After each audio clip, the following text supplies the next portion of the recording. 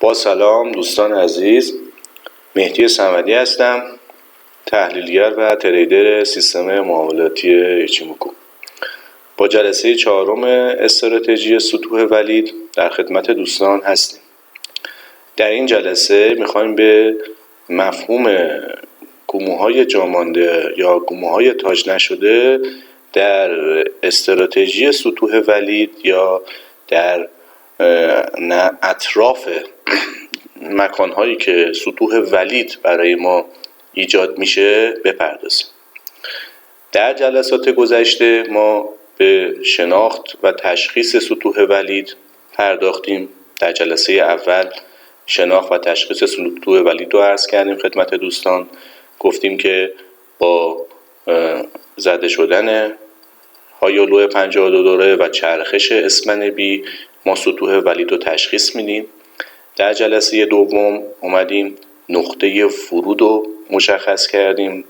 عرض کردیم دو حالت کلی داریم برای نقطه ورود که تاییدیه ما برای نقطه ورود در حقیقت در تایم پایین یا تایم ترید هستش که دو حالت داره که با چرخش تنکانسن و چرخش اسمن بی ما میتونیم تاییدیه نقطه ورودمون رو بگیریم که اون دو حالت هم خدمت دوستان عرض شد.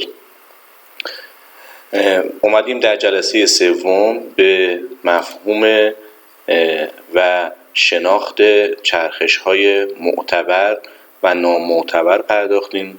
عرض کردیم که چرخشی که در اثر شکست یا ایجاد هایولو جدید یا بالاتر و یا پایین‌تر باشه برای ما معتبره و چرخش‌هایی که در اثر جابجایی یا از دست دادن هایولو باشه برای ما معتبر نیست، مخصوصا در شکست سطوح که با تایید تنکانسن ما شکست سطوح ولید رو تایید می‌گرفتیم. خب ما کلیات استراتژی رو سعی کردیم در جلسات اول دوم خدمت دوستان عرض کنیم. اشاره کردیم در ادامه جلسات ما رفته نکات و جزئیات تکمیلی رو به این استراتژی اضافه می‌کنیم و در حقیقت بهینه‌تر میشه استراتژی ما. ولی خب کلیات استراتژی همون مطالبی هستش که در جلسات اول دوم خدمت دوستان بیان شد. خب در این جلسه میخوایم نکته مهمی رو خدمت دوستان عرض کنیم و اونم بحث گمه‌های جامانده، حالا یا گمه‌های فیک یا گمه‌های تاج نشده گفته میشه. اینها بگیم اینا وقتی که تشکیل میشن، اولا تشکیل شدن گمه‌های جامانده به چه صورت هستش و دوما این گمه‌ها در چه مناطقی تشکیل میشن. خب ما گمه‌های جاماندهمون معمولا در مناطقی که سطوح ولید داریم اینا مشاهده میشه. حالا نمیشه بگیم در همه سطوح ولید ما گمه‌های جامانده داریم، ولی خب در سطوح‌های ولیدی که در تایم‌های مخصوصاً حالا پایین‌تر بیشتر ما این گمه‌های جامانده رو مشاهده می‌کنیم. در سطوح‌های ولیدی که حتی معتبر هستن و اعتبار خیلی بالاتری دارن، ما در کنار این سطوح ولید این گمه‌های جامانده رو مشاهده می‌کنیم.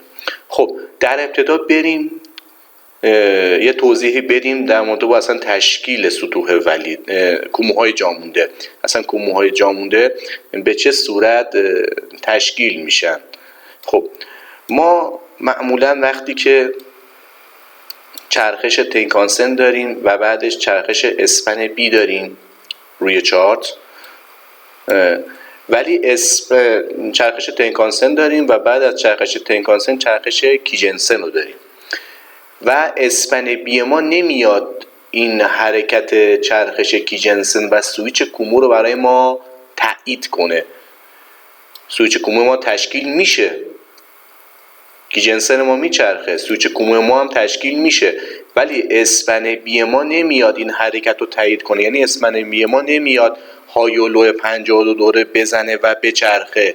در نتیجه اون کومو جامانده تشکیل میشه و مشاهده میکنیم که ادامه روند قبل و حتی با یک مومنتوم قوی تری تشکیل میشه و میره تارگت سطح ولید بالاتر ما رو تاچ میکنه. خب دوستان اینجا به عنوان یه نمونه دقت کنید، یک مثال خیلی خوبی ما اینجا داریم روی چارت بیت کوین هستیم. دقت کنید اینجا در این قسمت اگر مشاهده کنید ما اینجا در ابتدا چرخش تنکانسن رو داشتیم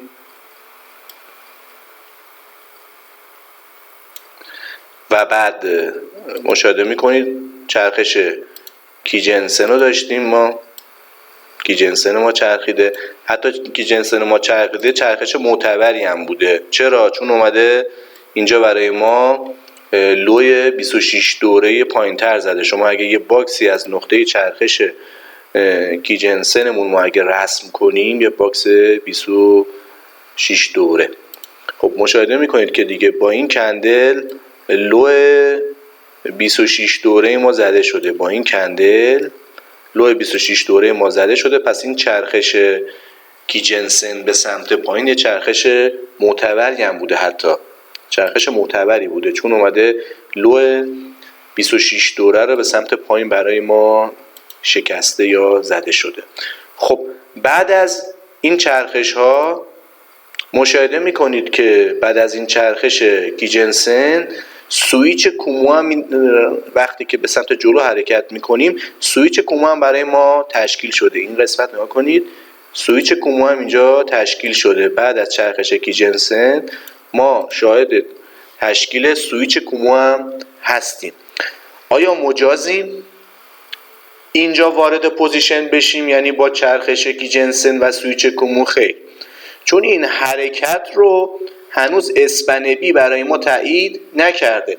در حقیقت اسپن بی وقتی میاد میچرخه و های یا لو 52 دوره زده میشه برای ما، یک تاییدیه برای چرخش کیجنسن و سویچ کومو ما هستش. مشاهده میکنید اسپن بی که این منحنی سیاه رنگ مشکی رنگ ما میشه، در حقیقت اینجا نیومده لوی 52 دوره پایین تر برای ما بزنه و این سویچ کومو نزولی ما رو در حقیقت تایید کنه.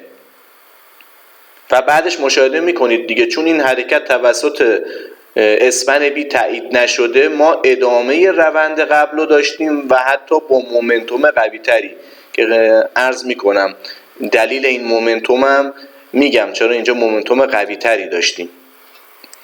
پس اساس تشکیل کوموهای جامانده به این صورته که وقتی که تنکانسن ما میچرخه، بعد کیجنسن ما میاد میچرخه و سویچ کومو برای ما تشکیل میشه، تا وقتی که اسپن بی ما نیاد به سمت پایین بچرخه، یعنی نیاد لوی 52 رو پایین تر بزنه و این حرکت سویچ کومو ما رو تایید کنه، ما مجاز به ورود نیستیم. حتی با چرخش کیجنسن مجاز به ورود نیستیم. مشاهده میکنید که حتی با چرخش کیجنسن و سویچ کومو اینجا برای ما تاییدیه ورود صادر نشده، چون وقتی که اسپن بی ما میچرخه و های و لو 52 دوره میزنه، در حقیقت یک نوع تاییدیه چرخش های کیجنسنه.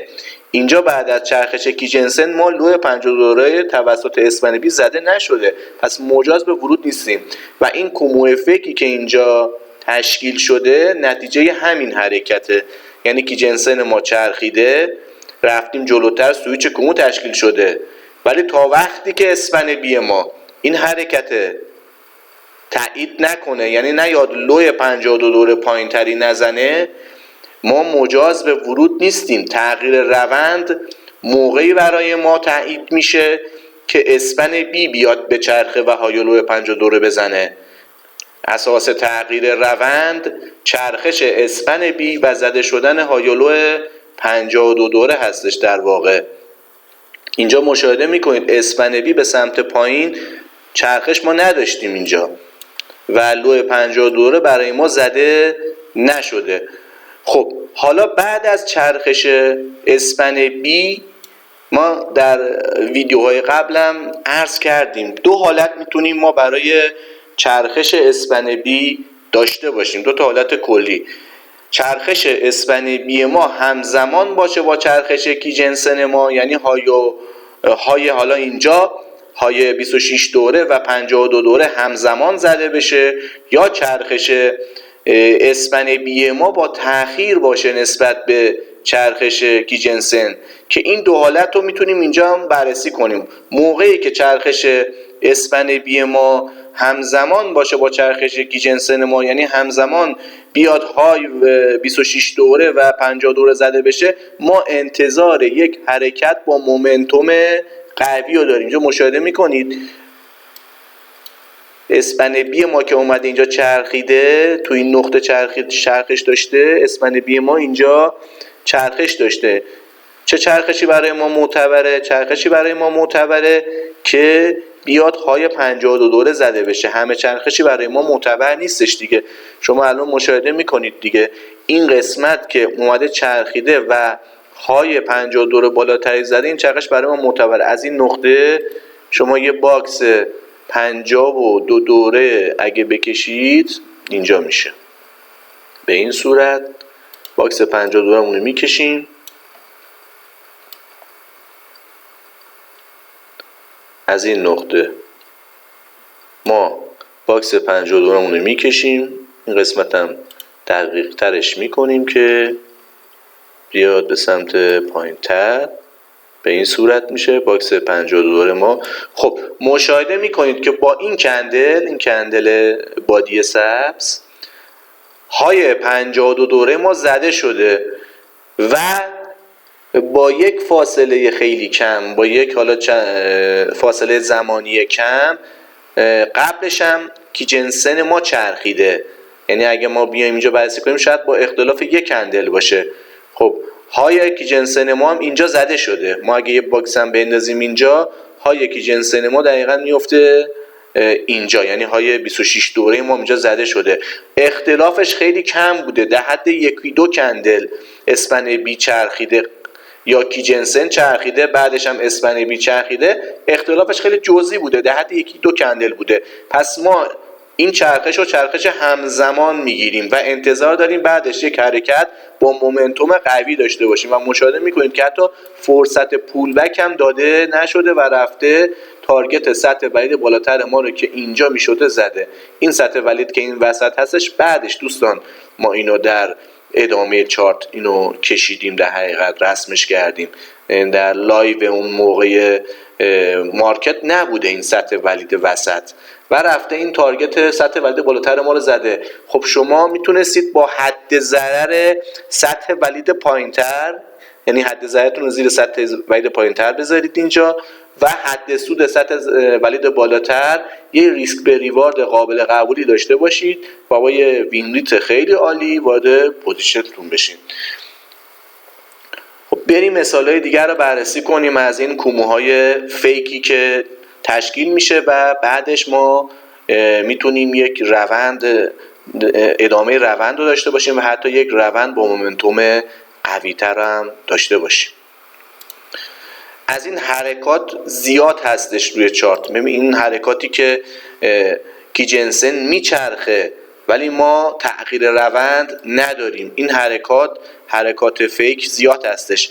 دوستانی که صرفاً با چرخش کیجنسن و کشیدن باکس های 26 دوره وارد پوزیشن میشن، شما در حقیقت یه وین ریت 50-50 دارید، یک وین ریت 50% دارید، چون ممکنه چرخش کیجنسن ما اینجا تایید نشه تا موقعی که اسپن بی ما نچرخه و چرخش کیجنسن و سویچ کومور ما تایید نکنه، ما مجاز به ورود کم ریسک نیستیم تو پوزیشن. اینجا اسپن بی هست که در حقیقت سیگنال تغییر روند به ما میده. مشاهده میکنید چون اسپن بی ما نچرخیده به سمت پایین و لو 52 رو نزده، این چرخش کیجنسن ما رو تایید نکرده. این سویچ کوموی هم که اینجا تشکیل شده تایید نشده و وقتی که اسپن بی ما میره بالا و یک های 52 رو بالاتری میزنه، این سویچ کومو تبدیل به کومو جامونده و در حقیقت کومو فیک میشه. خب این کومو جامونده در کنار این سطوح ولید یه تاییدیه است، یک اخطار هستش به ما که ما در مرحله اول حرکت داریم، ادامه روند قبل رو داریم و در مرحله دوم وقتی برسیم به یه سطح ولیدی و اونجا تاییدیه بگیریم، خود این کومو جا مونده میتونه برای ما یک هشدار بازم باشه برای اینکه این قیمت برمیگرده و این سطح ولید رو تاچ میکنه.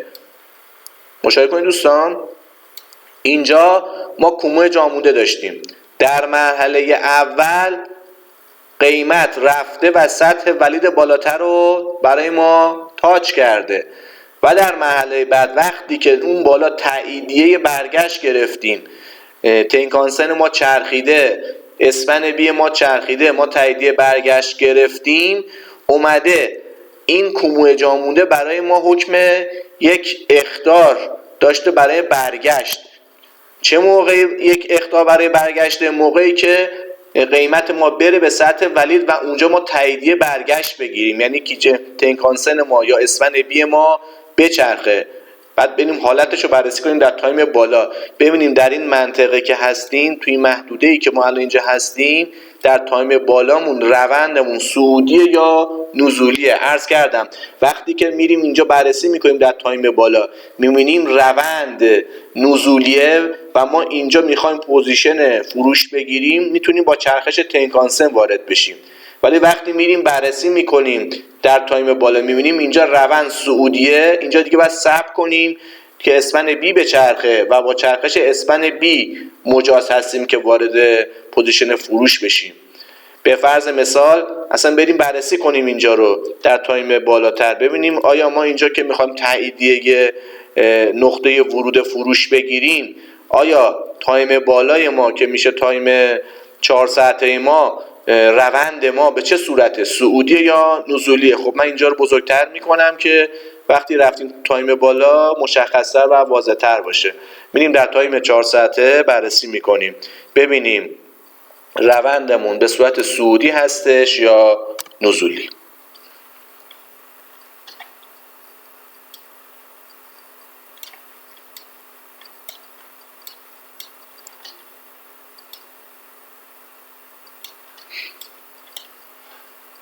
خب این نقطه‌ای که مشخص کردیم در تایم 1 ساعته، تو تایم 4 ساعته مشخصه دیگه. ما این محدوده که هستیم با یک نگاه مشخص هستش که روند ما صعودی هستش، ابر کومو آینده ما صعودی هستش و چیدمان اجزای ما به صورت صعودی هستش. چیدمان اجزا صعودی هستش، کندل، تنکانسن، کیجنسن، اسپن بی، چیدمان صعودی هستش.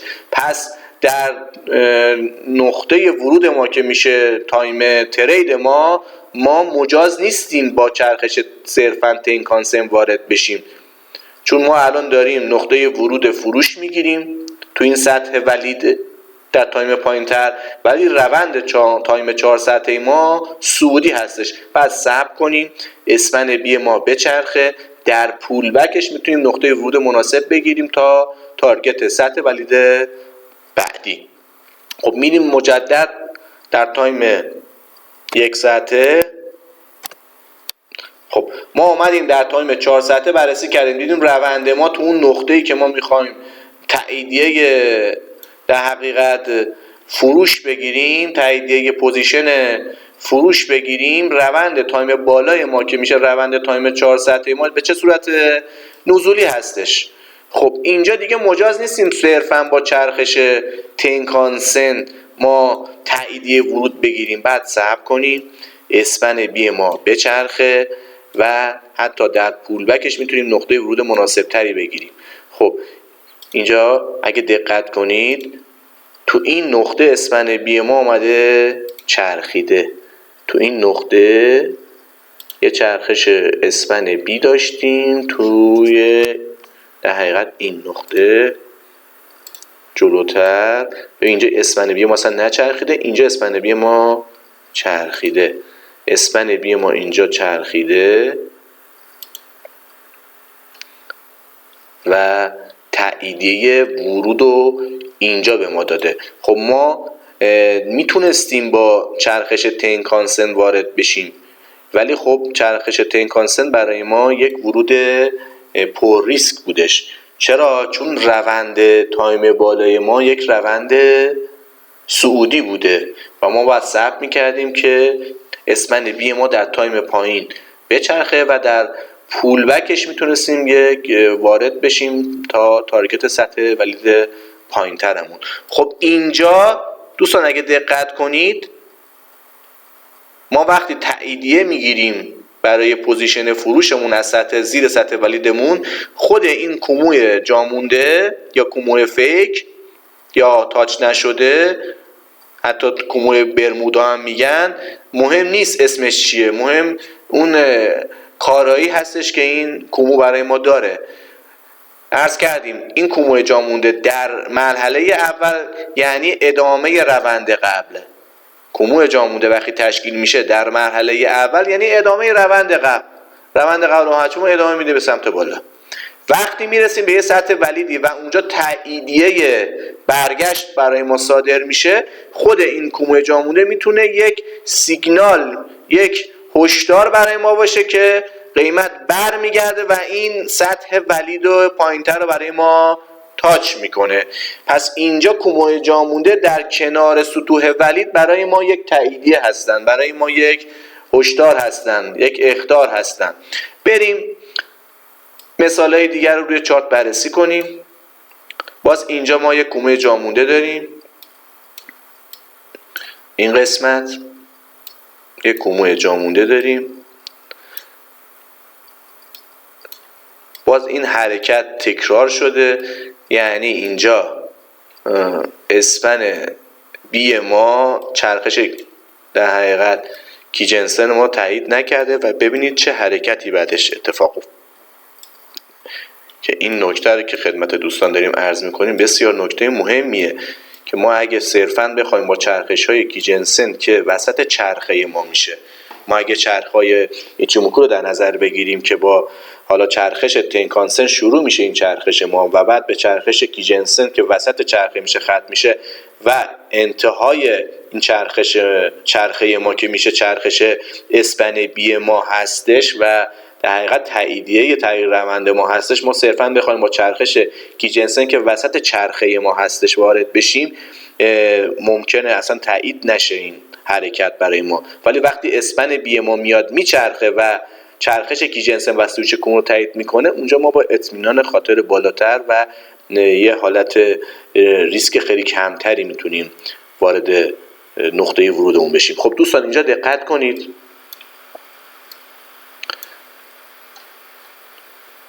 تنکانسن ما حالا اینجا چرخیده، ما یک کراس داشتیم و بعدش اسپن بی ما چرخیده، گرچه چرخش اسپن بی به سمت پایین چرخش معتبرم نبوده. مشخصه دیگه، شما اگه یه باکسی از نقطه‌ای که کیجنسن ما از نقطه‌ای که کیجنسن ما میچرخه به سمت پایین، اگه یه باکس 26 دوره‌ای رسم کنید، اینجا یه باکس 26 دوره رسم کنید، مشاهده میکنید که های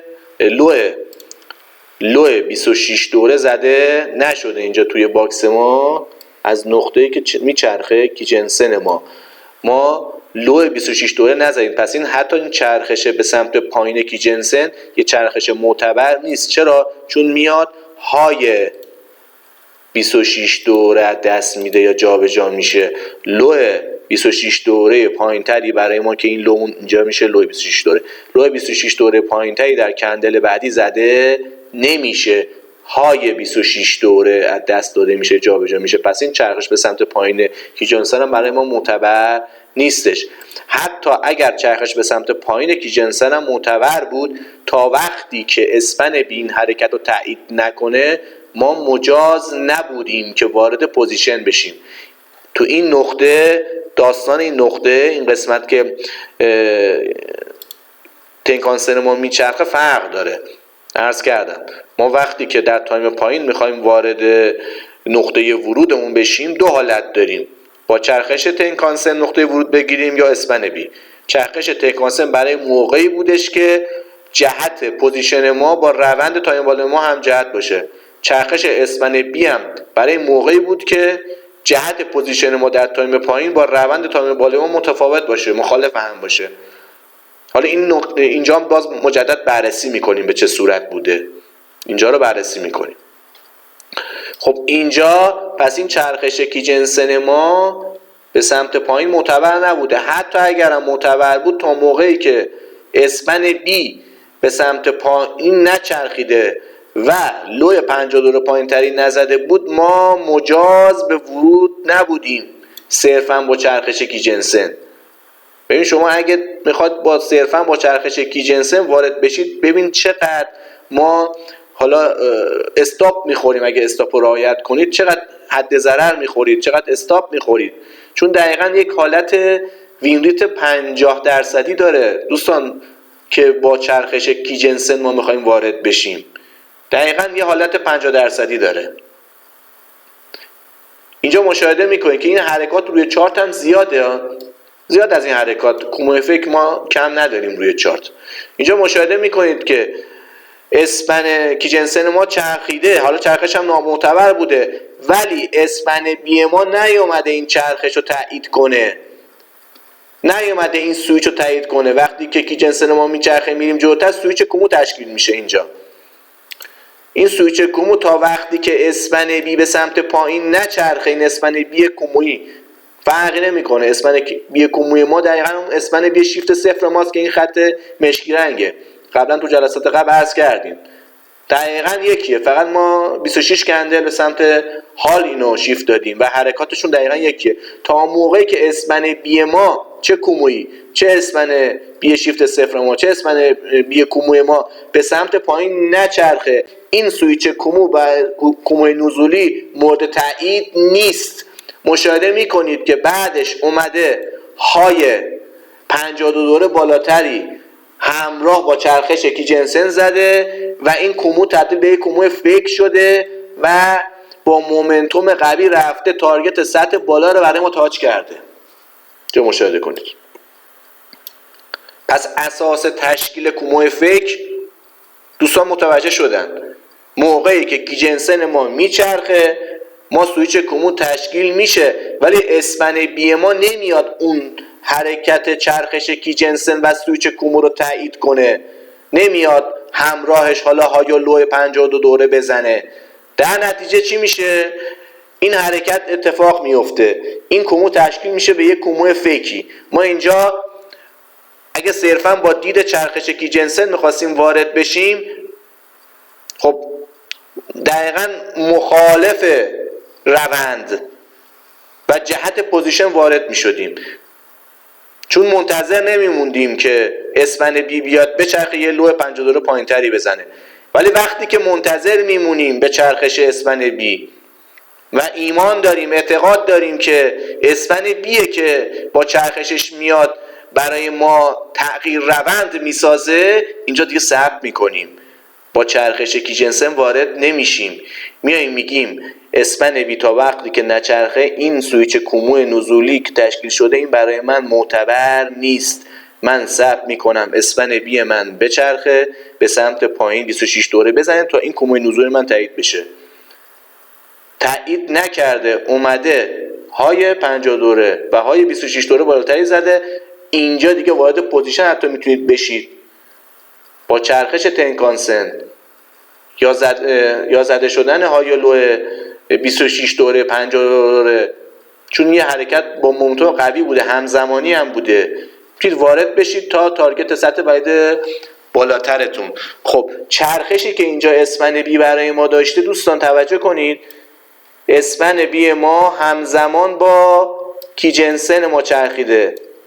اینجا دقت کنید، اسپن بی ما همزمان با کیجنسن ما چرخیده، یعنی کیجنسن ما که اینجا چرخیده، این نقطه کیجنسن ما چرخیده،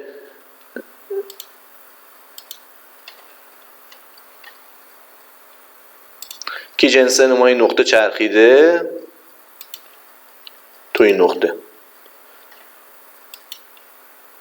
این نقطه کیجنسن ما چرخیده، یه 26 دوره های 26 دوره زده شده. اینم که در حقیقت میشه لوی ما، اینم میشه لوی ما. مشاهده میکنید با یک اختلاف جزئی بعدش اسپن بی ما چرخیده، یعنی مثلا خیلی اختلاف جزئی در حد 1 کندل. خب وقتی که این اختلاف چرخش کیجنسن و اسپن بی در حد 1-2 کندل باشه، ما اینو چرخش همزمانی کیجنسن و اسپن بی در نظر میگیریم. خب بیشتر باشه دیگه نه، به این صورت نیست. مثلا سمت 3-4 کندل به سمت بالا باشه دیگه ما اینو چرخش همزمانی در نظر نمیگیریم. ولی در حد 1 کندل، 2 کندل، 3 کندل باشه، این به صورت چرخش همزمانی میشه در نظرش بگیریم. خب اینجا اسپن بی ما اومده با یک اختلاف جزئی نسبت به چرخش کیجنسن چرخیده. خب عرض کردیم وقتی که چرخش اسپن بی نسبت به کیجنسن همزمان باشه، ما انتظار یک حرکت با مومنتوم قوی رو داریم که حتی فرصت پول بک زدن هم به ما نمیده. مشاهده میکنید با یک حرکت با مومنتوم قوی رفته این تارگت سطح ولید بالاتر ما رو اینجا به زیبایی تاچ کرده.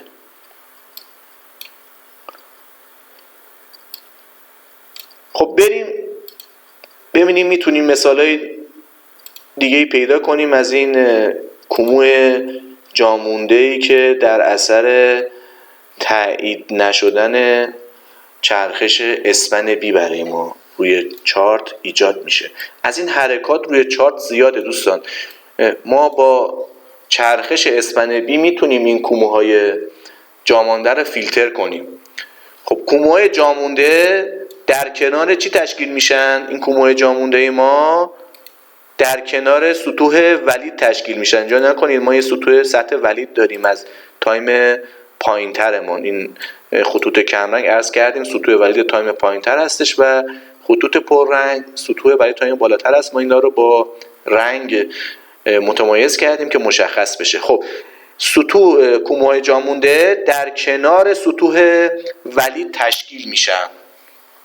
ما اینجا یک سطح ولید تشکیل شده بعد از این حرکت و مشاهده میکنید در کنارش یک کومه جامونده داریم. پس تاییدیه سطوح ولید میتونه کنارش کومه‌های جامونده باشه. یعنی ما جایی که کومه جامونده داریم حتی با چشمی میتونیم مشخص کنیم که اینجا ما یک سطح ولیدی داریم. خب کومه جامونده عرض کردیم در ابتدا در مرحله اول به ما نوید ادامه روند قبل رو میدن. به ما ادامه میدن که میگن این روند قبل اگه مشاهده کنید کومه قبل ما چی بوده؟ صعودی بوده دیگه. میگه این روند قبله که صعودی بوده کومه ما ادامه داره. تا کجا ادامه داره؟ تا تارگت سطح ولید بالاتر. اینجا شما تاییدیه ورودت که صادر شد، تو این نقطه ما تاییدیه ورودمون که صادر شد میتونستیم وارد پوزیشن بشیم با حد ضرر زیر سطح ولید اینجا و حد سود یا تارگت سطح ولید بالاتر. مشاهده میکنید یک ریسک به ریوارد خیلی عالی هم داره و یک وین ریت خیلی قابل قبول. عرض کردیم وین ریت سطوح ولید میتونه یک وین ریت بالای 90%، 95% برای ما داشته باشه، چون ما با تاییدیه قوی اسپن بی داریم این سطوح ولید رو تشخیص میدیم و شناسایی میکنیم. خب اینجا گفتیم که این کومو جامونده در ابتدا یعنی ما روند قبلمون که صعودی بوده، این کومون که صعودی بوده ادامه پیدا میکنه. برگشتمون به چه صورت میشه؟ برگشتمون با تاییدیه میشه. ممکنه بیاد این کومو رو به زودی تاچ کنه، ممکنه به زودی هم تاچ نشه. اینی که هر جا کومو جامونده ببینی بگیم بره بالا برگرده، به این صورت نیست. این کومو جامونده ما تاچ میشه ولی دیر و زود داره. این که بگید بره بالا بعد برگرده بزنه، نه، به این صورت نیست. این دیدو از کومو جامونده نداشته باشید. بعضی دوستان هستن میگن هر جا ما کومو جامونده داریم این حتما میره بعدش سری برمیگرده. نه، به این صورت نیستش. شما باید بره تارگت سطح ولید بالاتر شما رو بزنه، اونجا تاییدیه برگشت بگیرید. تاییدیه برگشت بگیرید. وقتی تاییدیه برگشت از اون سطح ولید بالاتر گرفتید، این کومه جامونده برای شما دیگه میتونه یک نشانه باشه، یک هدف باشه که میاد این تیپی سطح ولید پایینتر رو برای شما میزنه. به عنوان یک نشانه و هدف در حقیقت هستش. خب بریم ببینیم مثال های دیگر از کومه جامونده مشاهده. الان اینجا این کومه جامونده برای ما شد، ببین تاچ نشده دیگه، مشاهده میکنید. الان بیت کوین اگه در نظر بگیریم، بله این قسمت اصلا میشه یک کومه جامونده تو محدوده فکر کنم 40K میشه، 40,000 میشه تقریبا. این کومو برای ما جامونده و تاچ نشده هستش که میتونه بیاد و این هدف رو برای ما در آینده بزنه. خب اینجا ما تاییدیه ورود داشتیم دوستان، گفتیم اینو بررسی میکنیم، اجازه بدید این نقطه رو ما بررسی کنیم. خب اینجا رو مشاهده میکنید، تنکانسن ما بالای سطح ولید چرخیده، ما اینجا در تایم 1 ساعته تایم ترید هستیم، میخوایم تاییدیه ورود بگیریم. خب میایم این نقطه رو من مشخص میکنم روی چارت اول، بعد میرم تایم بالا ببینم تو این نقطه‌ای که بودم تایم در حقیقت بالا یا تایم روند من نزولی بوده یا صعودی بوده که من اونجا مجازم با چرخش تنکانسن وارد نقطه ورود حالا خریدم بشم یا با چرخش اسمن بی ما. در ابتدا میریم تایم بالاترمون رو بررسی میکنیم، تایم 4 ساعتمون رو میریم بررسی میکنیم.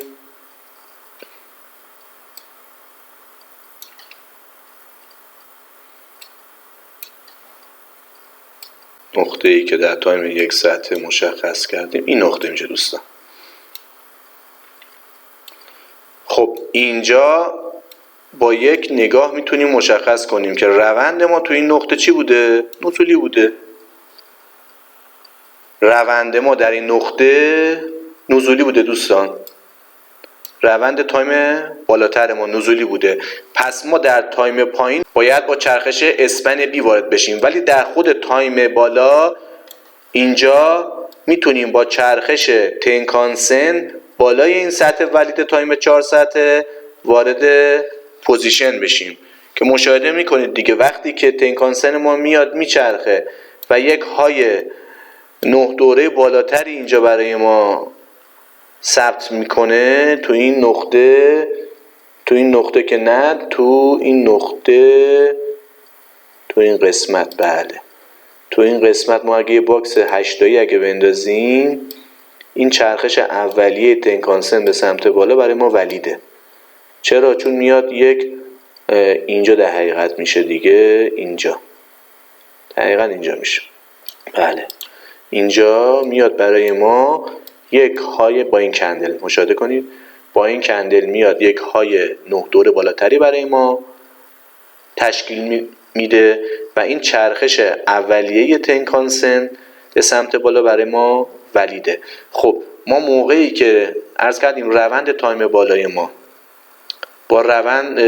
با نقطه ورود تایم پایینمون مخالف هم باشه، الان اینجا روند تایم بالامون نزولیه دیگه، مشخصه ابر کوموی ما نزولیه اینجا که بودیم و چیدمان اجزام نزولیه. خب ما صرفا اگه بخوایم با نقطه ورود تایم پایین وارد بشیم بعد منتظر چرخش اسمن بی باشیم، ولی میتونیم با چرخش تنکانسن تو تایم خود بالاش هم وارد پوزیشن بشیم. با چرخش تنکانسن در تایم بالا میتونیم وارد پوزیشن بشیم که اینجا با چرخش تنکانسن در تایم بالا اگه وارد پوزیشنمون بشیم به ما یه نقطه تیپی اگه بده، این تیپی بالاتر رو میده، اینجا رو تیپی میده که این محدوده نبوده در گذشته و در آینده این خطوط ایجاد شده. یه تیپی بالاتر به ما میده با یه حد ضرری زیر این سطح ولی میتونیم وارد بشیم و یک ریسک به ریوارد خیلی قابل قبولی به ما میداد. خب این نقطه رو گفتیم بررسی کنیم خدمت دوستان، خواستیم اینو من بررسی کنم که فراموش نشه. خب میریم تایم پایین،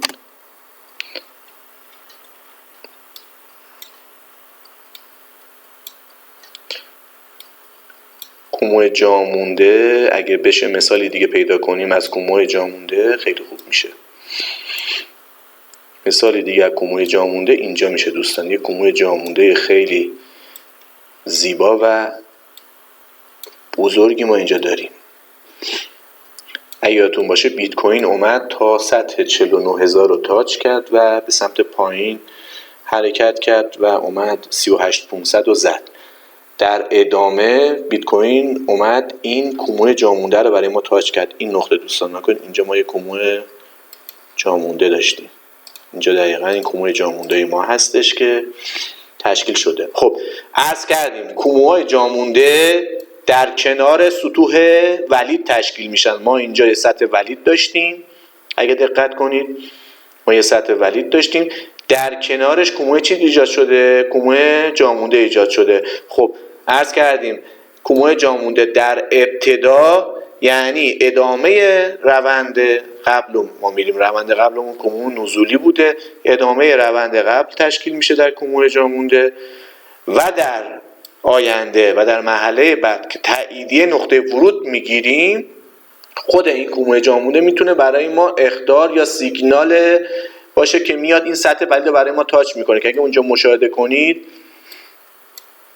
این کومو جامونده تشکیل شده، بعدش اینجا رو دقت کنید چه اتفاق افتاده، بعدش اومده به این سطح ولید واکنش نشون داده، بیت کوین برگشت زده و مشاهده کنید اینجا برای ما این کومو جامونده تاچ شده و به سمت بالا هم حرکت کرده. این که صرفا بگید کومو جامونده تشکیل میشه و سریع تاچ میشه نیست. کومو جامونده در ابتدا میتونه برای ما عرض کردم کومو جامونده در ابتدا که در کنار سطوح ولید تشکیل میشه، کومو جامونده در کنار سطوح ولید تشکیل میشه، میتونه در مرحله اول برای ما ادامه روند قبل باشه، اخطار میده به ما که این روند قبلمون ادامه داره، کومو وقتی جامونده تشکیل میشه. و در مرحله دوم وقتی به سطح ولیدی میرسیم و تاییدیه برگشت برای ما صادر میشه، خود این کومو جامونده برای ما میتونه یک هشدار و سیگنالی باشه که میاد این سطح ولید رو برای ما تاچ میکنه، میاد این سطح ولید برای ما تاچ میشه.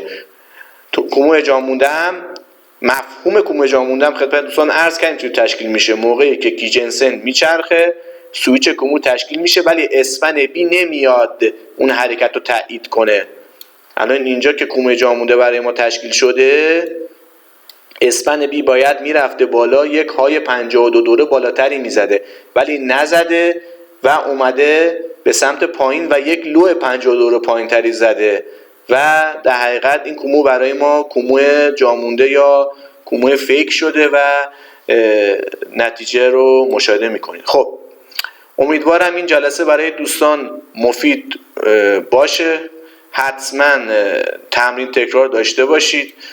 ما در ادامه سعی میکنیم نکات تکمیلی و جزئیات بیشتری به این استراتژیمون اضافه کنیم و رفته رفته و جلسه استراتژی رو کاملتر کنیم.